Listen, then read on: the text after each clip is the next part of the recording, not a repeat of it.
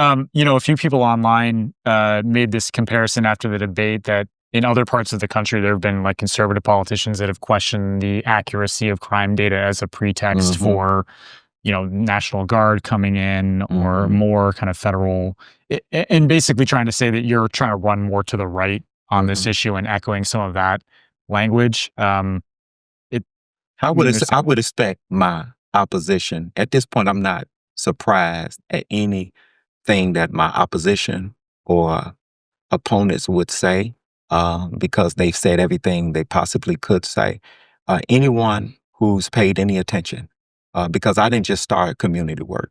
I've been doing community work all of my life. And particularly, I've been doing community work for the last 27 years. Mhm. Sometimes there are those who have a struggle believing that just because you're not fighting the fight that they want you to fight, or you're not doing the part of the wall, the section of the wall that they're doing, that you are not participating.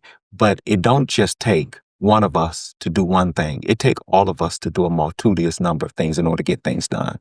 And I've been doing my part, and I've used every platform I have in order to make sure that I'm adding my contribution in a substantive and systematic way to enhance the lives of the people who live here. I caught a campaign ad on YouTube last night. Mm-hmm. Should have probably been sleeping, but I was scrolling YouTube. And basically distilled your message down to saying similar to what you just said there. Poverty and crime are too high. Mm-hmm. Neighborhoods are in disrepair, and Kinloch is going to actually do something about this Mm-hmm. instead of, putting headlines out there and celebrating. Yes. Do you feel like the city's getting better or worse? I feel like the city is at a crossroad, a critical crossroad. Have we gotten better in some areas? Yes. I mean, we were in bankruptcy. We had financial oversight, and we still have oversight. And so I believe that we've come far financially. Have we seen sections of the city that have done well? Yes. Are there people in the city who have done well? Yes. My point, and what the citizens of the city are saying, is that it's just Malachi has not been inclusive enough. Mm.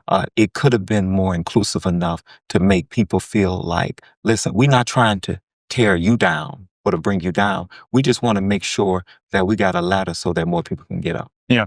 When I talk to voters, I mean, I see a lot of people resonate with what you're saying, that, you're right to point out the problems of the city are not Mhm. fixed. But I also hear people say, well, let's not overturn the apple cart here in search of deeper progress. And there's some, I think, concern about changing leadership in a critical time. I mean, obviously, your opponent has been on the city council. It's a very different role than being the mayor. So I'm not saying people credit her entirely with the growth of the city during Duggan's tenure, but I think there is a hesitancy to go in a different direction. And that's a lot of your pitch is saying, let's go in a different direction. Well, what's funny to me is that my opponent is taking credit for what Duggan has done, when many times she was against it. Tell me more about that. When you start talking about, business initiatives and things that came to the table, when you look at her voting record, her voting record wasn't always pro-business. It was many times perceived as anti-business, or she would say it was because it was not inclusive enough. It wasn't until recent that her business votes started to change, because she's running for mayor. What I'm suggesting is, at this point, the city council is the legislative body. The city council creates ordinances. A city council creates departments. And so that's where the real check and balance of the government in the city of Detroit lies. Mhm. The mayor administrates and he executes.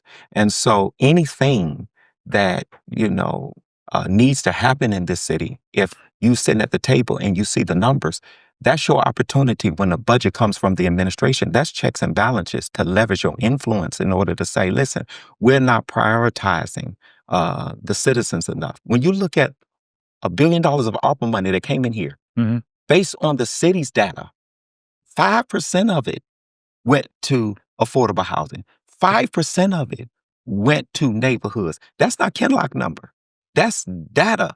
And so at the end of the day, how can we say we've done enough when the reality is we could have done more, particularly when you have the former president, Biden, said when the money was extended, that those dollars were given to eradicate poverty. Mhm. And yet in the city of Detroit, poverty didn't go down, it went up.